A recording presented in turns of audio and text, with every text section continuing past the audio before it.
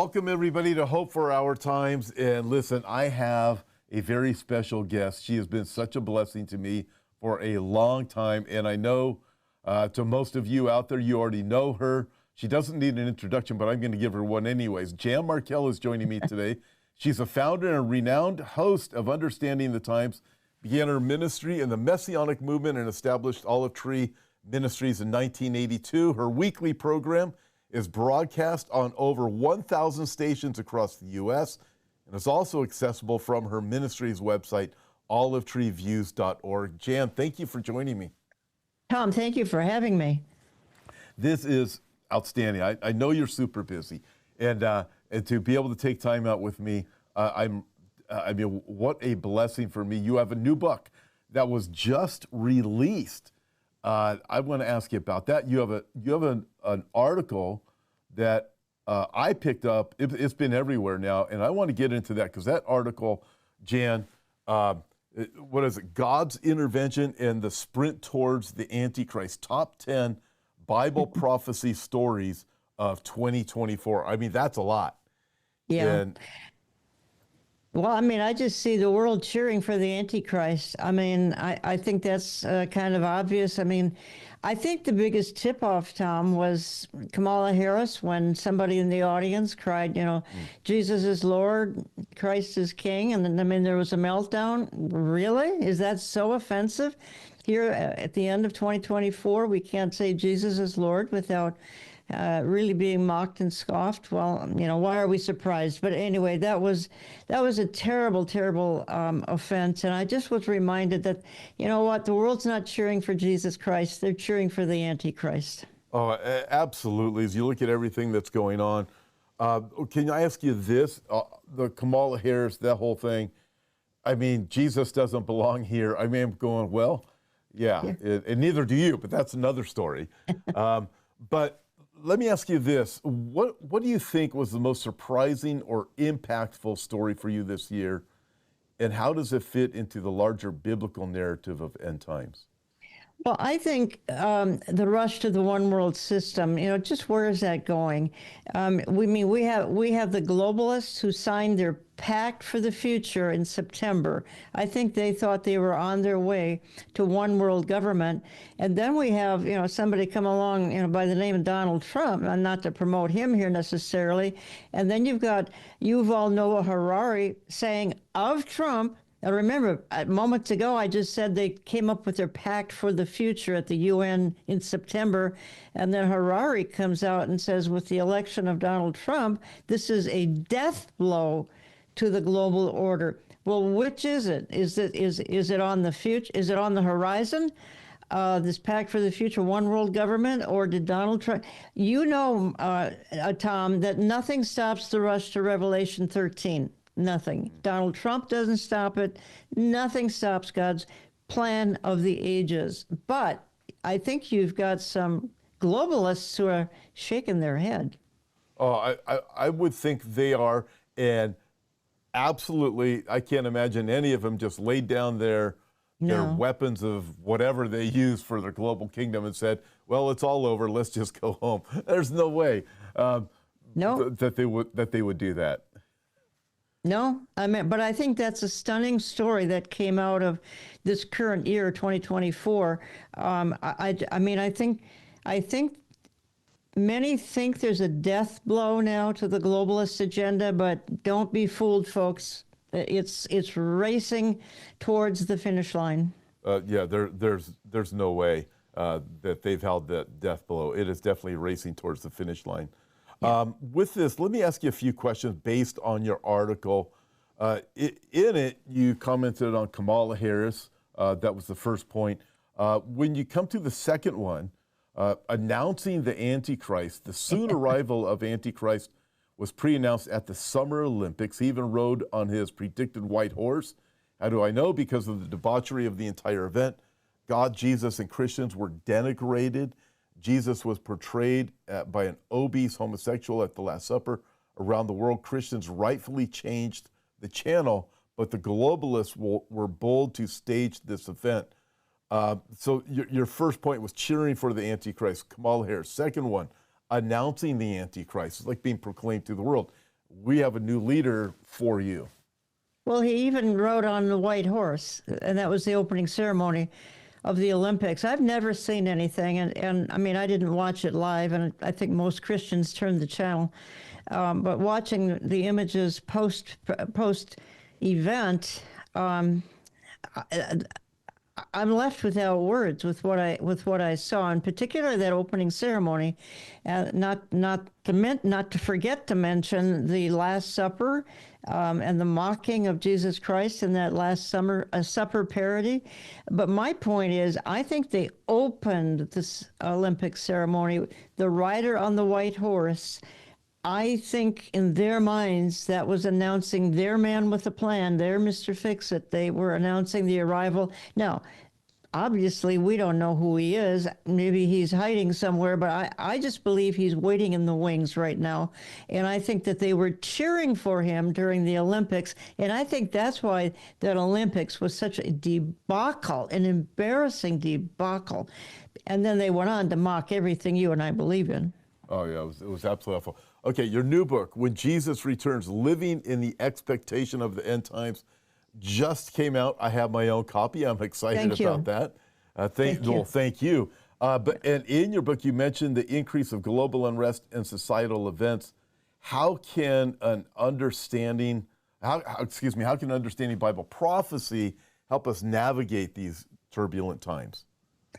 Well, the pathway for what the things to come is all outlined in the Bible. Tom, I don't know how the unbeliever copes with the things that are going on. You and I know that everything we see is setting things up for, the final. And you and I even know how it's going to play out. We don't know the intricate details. We don't know the name of the Antichrist, etc. But we know the general pattern. You've got the unbelieving world scratching their heads saying, what on earth is going on? And isn't it a privilege that you and I and many of your listeners, we have the privilege of knowing exactly what's going on. The one world system is being set up. My goodness, America is diminishing in priority, certainly in the last 4 years. But look at the terrible price the world has paid for. Look at Ukraine. Look at the carnage going on in Ukraine. It's a country pushed back to the Stone Age practically because America didn't stand up to Russia and say, enough, you're not getting away with this. So I think that's a heartbreaking story. Oh, just look at everything, and God tells us the end from the beginning, Isaiah chapter 46, and it's what inspired you to start your ministry, olivetreeviews.org. If people want your book, they can get it from olivetreeviews.org. Mm-hmm. Great. Just go there. Everybody, you can see the link on there. I encourage you to. And also make sure you sign up for Jan's newsletter. If you haven't yet, we have one, but Jan has one too. I say sign up for both of them. But make sure you do. You are going to be absolutely super blessed. Jan, you just mentioned that, the world, the unsaved world is looking, going, what in the world is going on? We have answered. Your book deals with that to help people navigate and help them to understand how to even talk to others about it. But in that, your fourth point in your newsletter, your article was, Americans said enough is enough. And it wasn't, it wasn't so much Christians that raised up and said enough is enough. It is people who just realize, hey, this is crazy stuff. You wrote this. Americans watched grandmothers be threatened and jailed. They watched a death cult perform at the Democratic National Convention last summer. They learned that kids they care about might have body parts cut off, and they said enough is enough. And it's like, I just, so true at where we are right now, thinking, how do we even get to that place? But at least we have something. Well, how did we get to this place, Tom? I mean, I can't wrap my brain around it, but thankfully, and I think a real tipping point, going back to that convention last summer, I can't remember what city it was in, but the point is, you had the most vile things going on at that Democrat National Convention last summer. You had people walking around as a, I don't know, a birth control device or something. I mean, it was unbelievable. You had abortion services in the parking lot of that convention. And I think some people just said, wait a minute, this is a bridge too far. And they just said enough is enough, and look, it turned the country red again. Not Minnesota, unfortunately, but even your state, California. Some interesting things politically happened there, where I think people said enough to this blatant, ardent liberalism, and let's embrace some more conservative values. It doesn't matter who they voted for. The point is the mindset changed. The mindset did change, and hopefully things will progress rapidly forward, and hopefully Christians, genuine believers, will take advantage of the window we have to share exactly. to share the gospel. It's a window, exactly right, and we need to be seizing the moment, right? You also wrote about this in that same point. Proper warnings have been given about human political saviors, but who can blame the people when we say enough? We look, wait a minute, we still have to, I think Deuteronomy chapter 1 says, appoint the men, choose the men who are going to serve over you. Yeah. It's that understanding, but it doesn't mean that we think this person is the savior. That's, of course, to me, it's kind of absurd. Yeah, and I think that's what we get accused of all the time, and that's not what we're saying. I mean, I think, Tom, you and I know that things in this world and even in this country are winding down. I mean, fast, my head spins with all the things that are kind of apocalyptic. So we're not glorifying any presidential candidate, but this last election was something else because the contrast was really quite stark. Now, I know we've even got Christian leaders saying that's not true, and I mean, they're even saying they're not going to vote, and shame on them. That's all I can say. Shame on them for not taking part in the process that's even outlined in the Bible. Yeah, I look at dynamics. I have a couple more questions for you, and then I want to shift over to Israel and what's happening to the Jews. Your fifth point in your article, America was spared the assassination of a presidential candidate by less than a centimeter, but hateful leftists won't politely fade away or go quietly into the night. Many saw the jaw-dropping event on live TV, gave the whole meaning of the predicted perilous times. God's hand of protection was the biggest takeaway. There's actually people who try to say that was staged. I mean, that's as ridiculous as a statement as you could make on that one. That's lunacy. I'm sorry. No, I've never seen anything quite like that, Tom. And I was watching it live, and I saw the whole thing play out. And the consequences that could have happened are staggering, and we could have had a country thrown into complete chaos, maybe even anarchy. And God spared us from that. Thank God. Yeah, I look at that, and it's a reminder God is sovereign. Yes. And like you said in the very beginning of our program today.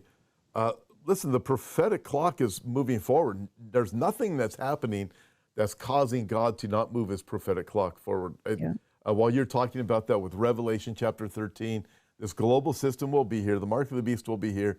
I think of the words of Daniel chapter 9, verse 24, where God says, 70 weeks are determined. It is settled, Daniel. It will happen. Yes, yes. And then he says, for your people, for the holy city, it's settled. God has a time frame. He gives us all of his word so we can understand the days we live in. I mean, that's the name of your ministry. It's being able to understand these things. Yeah, well, my hope, Tom, is that in the new year, the remnant, and you know what I mean by the remnant, and we're a small community, but that it will grow substantially here in the new year. And people will grow in faith. They'll grow in their interest of wanting to understand the times, contend for the faith, and be watchmen on the wall. My concern is that the remnant is growing smaller, but because the church is silent. I mean, it's hard to grow anything when the pulpits aren't talking, some of them anyway, aren't talking about things that really matter. Well, it seems like the majority of them aren't. Majority are not. I'm curious, Jan, we're going to shift our attention to Israel here. But as just with what you just mentioned, the church has become more and more divided over the last 5 years. We can see it. And with that, as we watch the latest events from the election and what's happened to Israel since October 7, 2023, all the way to today, I reflect back on the Holocaust, the days of the Nazi, when churches were, this is what from the biographies I read, basically what the majority of churches said is, we're just going to sing and we're going to worship Jesus. We're not going to be involved in those things. It's like the exact same thing is happening. And how many of these pastors have said, oh no, I would never be like the Nazis, but you look, I mean, listen, I'm not saying it is the Holocaust right now, but this is this pattern. Do you see that same pattern? Yeah. Something happened on October the 7th, and something, I hate to use the word demonic, but it's demonic-like anyway. The churches were silent after October 7th. They might have said one sentence about what happened. Like, obviously, there are exceptions, and some churches are very, very great, but by and large, they were quiet. And this was a bridge too far for a lot of people attending those churches, and they had to move on because the church was taking a stand by its silence. And they were basically saying, we don't really care. And just as you referred, Tom, the churches in Nazi Germany, and I just saw Bonhoeffer, a great movie, but they chose to sing a little bit louder and drown out the cries of the Jews going by in the trains behind the building. And in their own way, the churches today are singing a little bit louder, and they're ignoring what's going on the ground here, and that began in modern time, in our generation, October the 7th of last year. Nothing will ever be the same after that date. Something was speeded up on October the 7th. I can't fully explain it, but Israel is now not just in the center of the storm, it's in the bullseye of the storm. It is indeed. When I think of the words in Revelation chapter 19, verse 10, the testimony of Jesus is the spirit of prophecy, and this just speaks volumes to the ministry that you have, because we hear churches say, I just need more Jesus. I don't need prophecy. Yes. Well, according to the Bible, if you want more Jesus, you have to have more prophecy. If the testimony of Jesus is the spirit of prophecy. And again, I want to thank you. You know, I know we have still a few more minutes, but I just want to thank you for being such an encouragement and such a blessing and blazing the trail for so many years now, just doing this and giving people like me inspiration to press forward. Well, thank you. I mean, our community, as I said, is small, but we rely on pastors like you. We really do. Number 6 on your article, twice we watched Israel attacked with a massive Iranian bombardment, and twice we watched the miracle of Iron Dome. I totally agree. Yeah, look at that, and David Sling and the arrow systems. Truly amazing. Well, what we really saw was he who keeps Israel neither slumbers nor sleeps. We can give all the credit we want to the Iron Dome, and it's amazing. It's a miracle. But who gave, I think America created it for Israel, but who gave the scientists the idea to create it? God did, because he who keeps Israel, Psalm 121, neither slumbers nor sleeps. I don't know if there's any takeaway from our short time today. I hope that's what it would be. But then at the same time, he who keeps the believer neither slumbers nor sleeps, and that's a huge takeaway. There are people going through tough times right now as they're viewing this. Yep, indeed they are, and God is the one who keeps us. In fact, now that you mentioned, Jan, I just want to encourage everybody, if you're going through a difficult thing right now, remember, God is on the throne. Yeah. God will be glorified in you. God will direct your steps. Sometimes we make our plans. He directs our steps. But God will minister to you. He will give you his peace. I was listening to a worship song from years ago on the way here this morning. He is our peace. Old Maranatha worship song. Yes, yes. And he is. And no matter what it is, listen, our citizenship is in heaven. It's not of this world. Be encouraged. I want, as I look at what's going on with Israel, well, speaking of the Iranian bombardment, you know, he never sleeps or slumbers who keeps Israel. I mean, you look back and you say, you have the brilliance of Iron Dome, David Sling, Arrow Systems, the pagers, the walkie-talkies, things they are doing right now. But again, I think back to the Old Testament. God says, I've given you a mouth to speak. I've taught you how to do these different things. God is the one who's sovereign. because he was bringing up his people through the Jews, which takes me to number 7. It has, in your newsletter, it has become cool, fashionable, and even acceptable to hate Jews worldwide. Well, I wasn't prepared for the outpouring of anti-Semitism that we've been seeing, and I, since October the 7th. I mean, shouldn't that be a rallying cry to stand by Israel? Well, sadly, it became a rallying cry to support Hamas. Who cheers for Hamas? The whole world cheers for Hamas. That's what we saw after October 7th of 2023, cheering for Hamas. I call it having sympathy for the devil. That's not a Rolling Stones song I'm referring to. I'm referring to right now.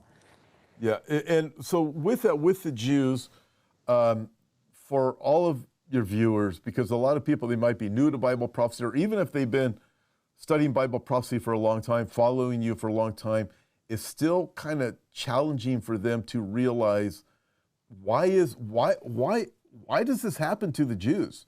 Yeah. Why has it happened throughout history? What's the significance of it with Bible prophecy? What would you say to them? Well, it's a very ominous thing to become a chosen people. I mean, there are consequences when you're a chosen people. I kind of have a saying, Tom, that Israel is kind of the center of the storm, followed by Jerusalem, followed by the Temple Mount. Well, lo and behold, all three of those things are within Israel. They're not in Minneapolis, and they're not in Southern California. For some reason, God put a bullseye on his covenant land. Why? We'll ask him someday, probably soon. But for some reason, that's the target, and that's where everything is directed in the so-called last days. And you've been there multiple, I've been there multiple times, and every time we go, something all new hits us that we'd never seen before. That's amazing. That's pointing to the lateness of the hour. I mean, you have to go there to see it, to believe it. You do. I try to tell people all the time. You can't. It's like you can't. Even you may be a believer, you may love the Bible and study it, pull out commentaries, go to church all the time, taught on it. But when you go there, your eyes get open to something that is just it's really unbelievable in a very remarkable way. I tell people all the time, hey, come with me to Israel. I promise you'll be blessed. Speaking of Jan, one time I was leading a tour, and a couple people on the tour that were dead set that the temple was in the city of David. And I said, when you get to Jerusalem, I think you'll have another understanding when you actually see everything up close and personal. And it does. It helps you to really put things together. There's another couple that was with me. They're real estate brokers. And we were looking at the Temple Mount, and they were talking about real estate in Israel and everything. I said, you see that piece of real estate right there? Yeah. The person who can make a deal on that, there you go. He's the Antichrist. And I said, so there you go. But yeah, that is ground zero, Tom. That is truly ground zero. That is ground zero. You have in here number 8. You talked a little bit about it already. If you want to comment further, the remnant got smaller. Those who truly understand the times, you wrote, those who are longing for his appearing, and those who discern the times are shrinking in number. Well, I'd love to think that our community is growing, and it is, but not like I would like to see it grow. But I go back, I'm a little bit repetitious, and that if the pulpits are quiet, sometimes the people in the pews don't know quite what to believe. They don't even know that they should be awaiting his return. I mean, that's why you and I are in ministry, Tom, is to get people excited that the king is coming any day. But when you've got the silent pulpit, then that's problematic, because then the people don't get excited like they should. No. Jan, do you find it more challenging or more pressure against you as you continue to press forward with Bible prophecy? More resistance, I guess I might say. Yeah, I think so. And I hear from pastors, and some are very supportive, and others, part of the problem is theology, if I can be blunt. I mean, we've got so many theologies that, they're off base.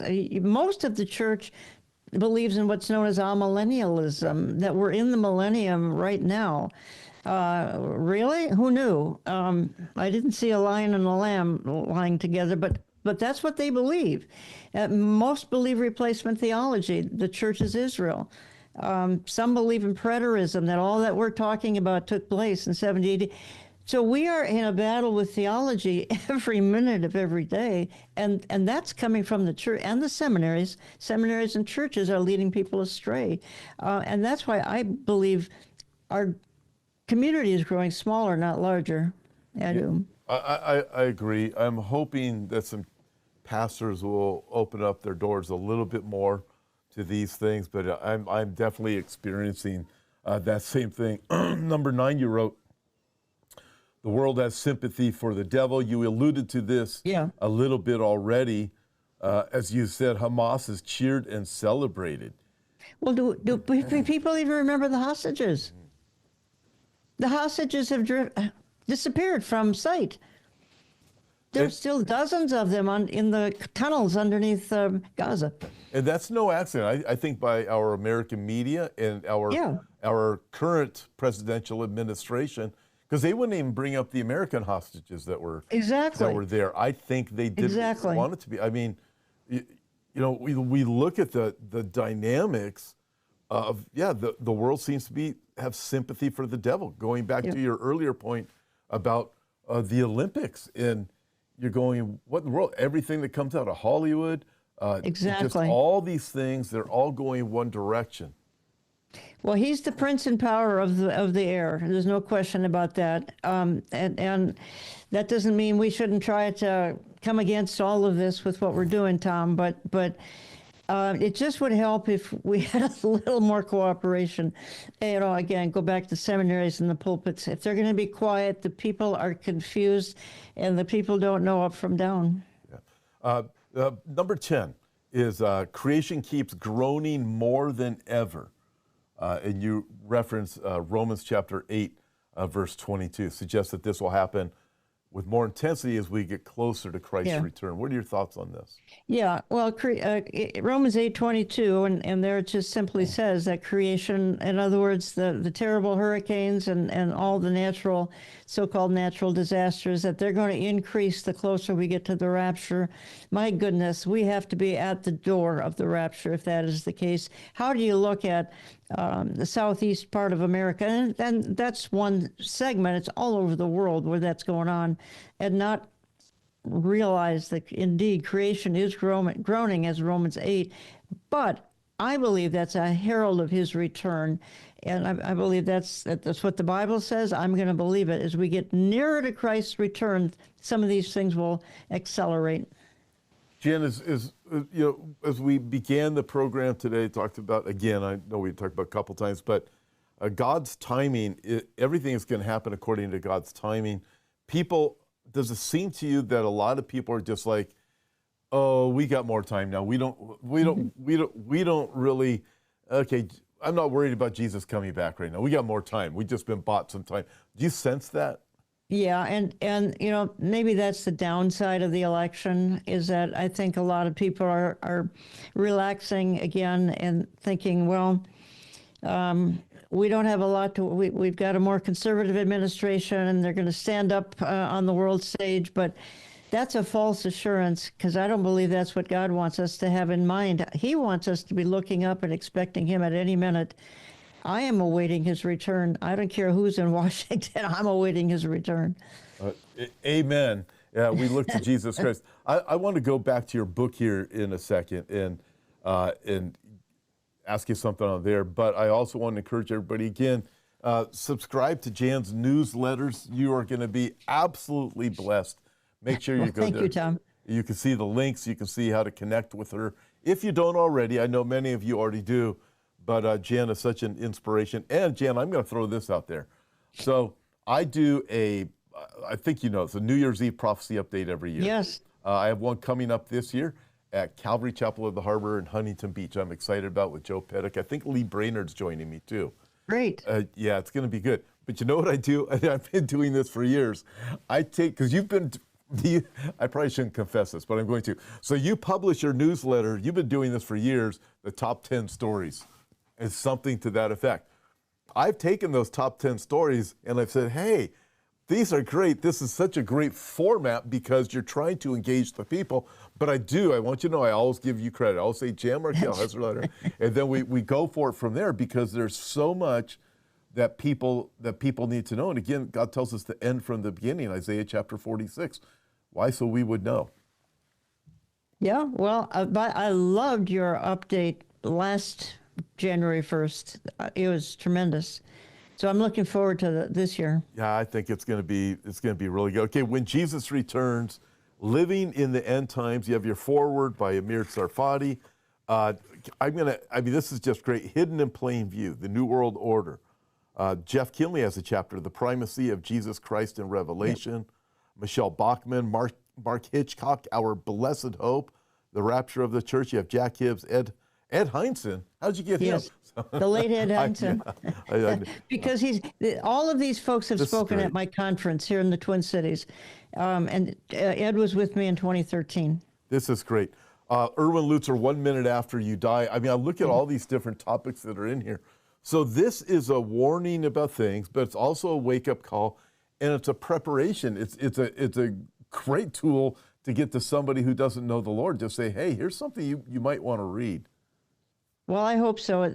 Everything's very easy to understand. There's nothing deeply theological, but at the same time, theology is hugely important. We've already referenced that. Yep. Okay, Jan, last question. With so much uncertainty and darkness in the world, it seems like, people are just waiting for the next shoe to drop. Yeah, good way of Believers putting and it. non-believers. How can Christians find hope and peace, and what role do we play, or the believers play in that hope?